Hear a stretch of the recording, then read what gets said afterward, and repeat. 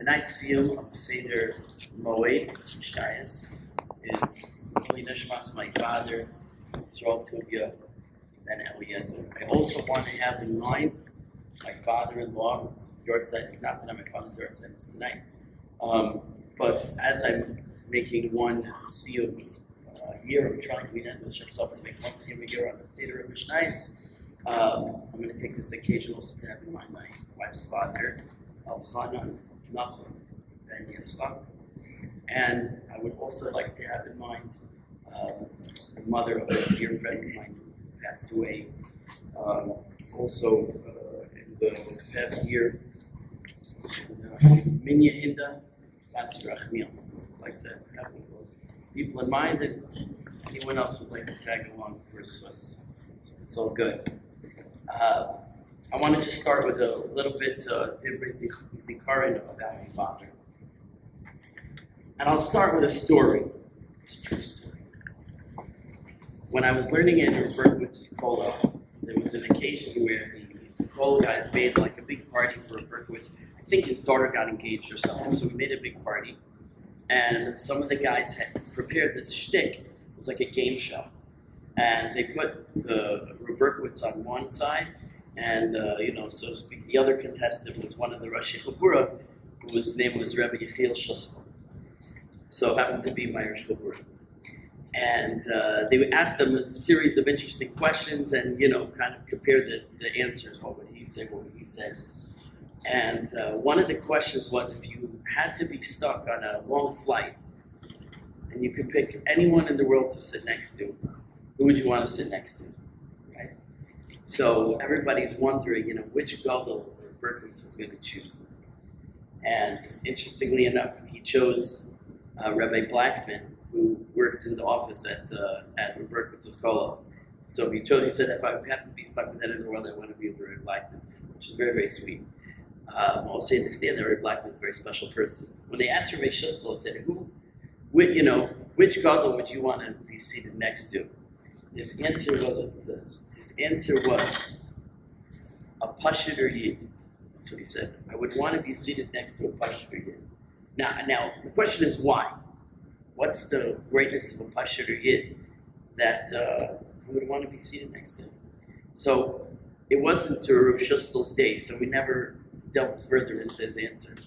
But I happened to be at a Shabbos table one time after that, and he was talking to me about how he saw I was a very passionate person. And I was very passionate about Yiddishkeit. I really loved Torah and everything. And he said, where did this come from? Where did you get this from? I want to know, where did it come from? I said, it came from my father.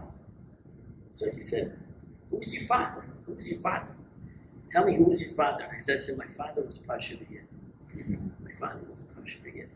But what I want to say about my dad, he came from a very humble beginning. He came from a assimilated American Jewish family on Long Island. And he was what you call an iconoclast. When my father passed away, I was getting calls from people. And one of the people who called me was his college roommate. And his college roommate told me, one thing you could say about your dad, he was an iconoclast. I said, what's an iconoclast? He said, an iconoclast is someone who smashes idols. An idol smasher, an icon is an idol. An iconoclast is someone who smashes idols. He saw through the fakeness and the falseness of his generation, and he rebelled against it. And now in the beginning, that started out as him joining the whole hippie movement. But later on, he met Rabbi Meir Kahana, and he became a Baal Tshuva. And he became very fiery activist for the Jewish people and for the Torah. And he raised me with a very strong passion, even though he never went to yeshiva. He was not a learned person. But he was very passionate. And that passion is what he gave over to me. And I have him to thank for being Meiser Nefesh, to put me through yeshiva. It was a big struggle for him, and really lighting under the fire underneath me to know, the true Emunah is Hashem without a doubt. The Torah is true without a doubt. And it's what life is about. what life is about. So I owe him that. This week's parsha, it says, "V'chai if they live by the mitzvahs, famously we know that means v'lo she'emus b'hem. The life overrides the mitzvahs. You save a life even at the expense of the mitzvah. But some of the Meforshim say v'chai b'hem means you should do the mitzvahs with chiyus. You should do v'chai b'hem. You should be exuberant. You should be ebullient. You should be enthusiastic in your mitzvahs. And my whatever enthusiasm I have is due to my father.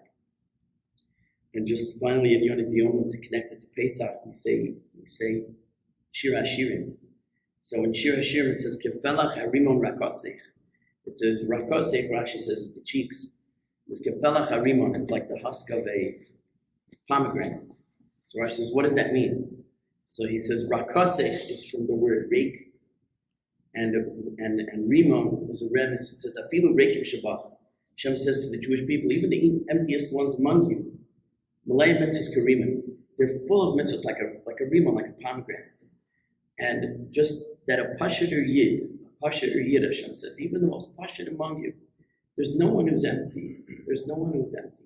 Afilu Reikim Shabbat. The emptiest ones among you, it's not pashut, it's not empty. There's no such thing. And my father, with his humble beginnings, and even though he didn't have a yeshiva background, and he wasn't a Talmid Chacham, but he was Malay mitzvahs karimim, and I really have everything that I have, I owe to him. Okay, I'm going to finish now Seder Moed, the last Mishnah in Chagigah. Okay. Okay. Ketzad ma'avirin al taras hazara. How do we go about being matahir the mikdash? So the topic here is that during the regalim, the shalosh regalim, all the Jews would come together to Yerushalayim, and that meant that not only chaverim, people who were careful in the halachas of tumah and tara, were coming, but also amei haaretz, people who were not learning, who were not careful in particular in the laws of tumah and tara, were coming. And so potentially there would be a problem. There would be a problem of tumah in the mikdash because everybody had to go into the mikdash. And yet we find in the Mishnayos leading up to this that the Chachamim made a special dispensation that even that during the regel, during the time of all the Yisrael coming together to Yerushalayim, even Am Haaretz, who's usually not Neman, is usually not believed regarding his state of purity, he becomes Neman. He becomes Neman on the regel, and it's a special din in the Achdus of Klal Yisrael. When the Jews come together and unify, it has such a power, and they bring from Sukkim, such a power that everyone's considered a chaver, everyone's considered as someone who is on this high level that we believe in regarding his state of purity. So all the Amei Haaretz are welcome to come to the mikdash together with everyone else. But, it's very, very beautiful. But after the fact, when they all leave, we are concerned that there was tumah. So after the fact, we still have to do tahara, even though when they came, we allowed it. So now the Mishnah deals with how do we go about doing this purification that has to happen after the regel. So it continues like this. They took the kelim of the mikdash, the menorah, whatever it was. They would go and they would toifel it. They would tell them the kelim in the mikdash. And they would say this is what they would say to the Amei Haaretz during the regel when they were there. Careful not to touch the shulchan and make it time. Because the shulchan was the only one of the kelim that they weren't allowed to move it. There's a pasuk that they're not allowed to move the shulchan because the lechem upon him has to be tam, it has to be always present. So since they couldn't take away the shulchan to go be toivele, so Memela, they were extra careful to shulchan that no tumah should come to it, so they would guard it and say, don't touch. So all the other kelim, they would be toivele.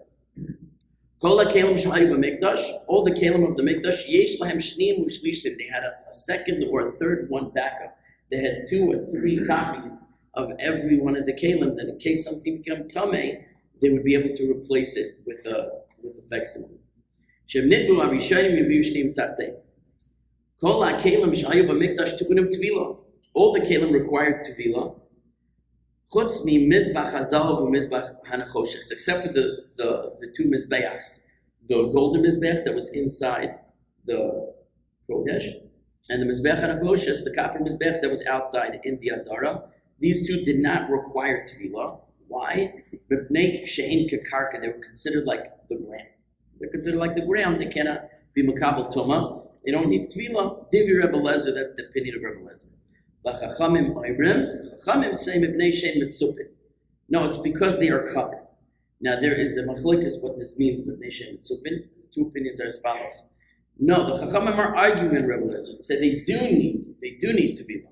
Why they need tevilah? Because they're mitzupin. They're covered in metal. Since they're covered in metal, they can be makabel tuma, and therefore they're arguing on him. They do need tevilah.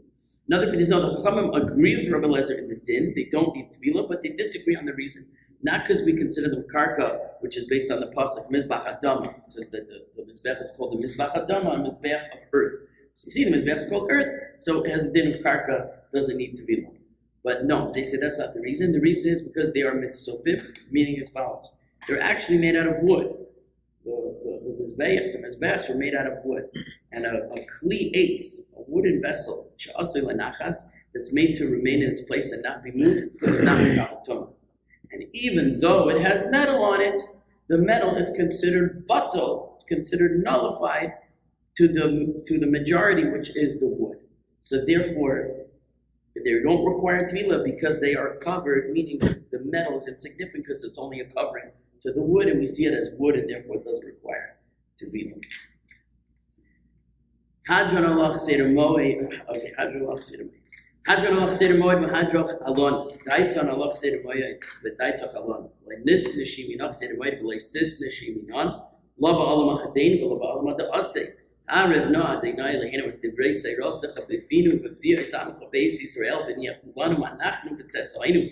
B'tzetzai amach b'beis Yisrael kulanu yedei shemecha v'lemedei seirosech l'shma. Me'oyavai techakemeni mitzvaysecha kilo olam hili. Yihibi bitamim b'chukecha laman lo yevoish. Lo elam lo yashkach pikudecha kivam chi yisani. Baruch atah Adonai madeni chukecha. Amen, amen, amen. Salavoet. Moed manachnu lefanecha Adonai Eloheinu v'le'avisenu v'shesamta chalkenu b'yoshvei beis hamedrash v'loi b'yoshvei kronos she'anu mashkimim v'hem mashkimim anu mashkimim l'divrei Torah v'hem mashkimim l'dvar b'telim anu amelim v'hem amelim anu amelim v'makabel b'sachar v'hem amelim v'einu makabel b'sachar anu rotzim v'hem rotzim l'chai ha'olam haba v'hem rotzim l'b'er shachas shenemar v'ata Elohim teridem l'b'er shachas anshei damim v'irma lo yichatzu yimehem v'ani amtach b'ach. Yahrtzeit milofanecha Adonai alihai keshem she'asartani l'sayim seder moed kafta azmeini lahaschim sdorim misorim acherim l'sayim l'lomid l'lami lishmor v'laseis l'kayim eskol divrei talmud teresecha v'yahava u'skos kol hatanon b'salmidei chacham ha'nizkarim b'seder moed tamei li'olazari shaloi tamash ha'torah b'biyim b'zari b'zerazari Adonai Yikuyam bi b'eshalecha tancha oisach b'shach b'chas tishmor alecha b'hakitzeisa yisis yichecha Kivir b'yimecha v'yosifah b'shenais chayim erech b'mina l'smoila oisha v'chavayda Adonai oizlam v'yitain Adonai v'rech samay v'shalayim. Yisgadel Yisgadel Shmei Rabba. Amen. Hayom Yisrael Soto Yasmoin L'chai Allah U'mivne Karfik M'shalem M'shalem M'shalem Gadei V'gabah U'menkar L'chona L'chroni Ara U'la'asava U'l'chona Dishmai La'asra Yamlich Kutchav V'richu B'malchusei Korei V'chayichoin V'yamichoin V'chayidach U'beis Yisrael Ba'agavov V'zman Korev V'imru Omein Amen Shmei Rabba V'varach V'val Me'ol Ma'yo V'varach L'olam L'olam Yom Ma'yo Yisparach, Yishtabach, Yisparach, Yisrimam, Yisnasei, Yisadar, Yisalav, Yisalol, Shemid, Kutshav, Rechu, La'elam, Min Kol, Rechosav, Shirasav, Tishbachosav, Nechamasad, Amiran, Ba'alama, V'imru, Amen. Al Yisrael, Ba'al Rabbanon, Ba'al Talmidei, Ba'al Kol Talmidei, Salmidei, Ba'al Kol Manda, Osikin, Ba'irai, Salida, Asra, Hadim, B'diva, Chalasar, Ba'asar, Yehilahoy, V'chayin, Shalamar, Abba, Chinam, Chestav, Rachamim, V'chayai, Richen, Zenir, V'chein, Before Koramin Kadama Wahid Vishmaya Ba'ara V'imru Amen. Amen. Yishal Amar Abba Min Shamaya V'chayim Alin Ba'al Kol Yisrael V'imru Amen. V'zeh shalom b'mrei movi azeh shalom aleinu v'al kol Yisrael v'imru amen. Amen. Shkoyach. Mazel tov.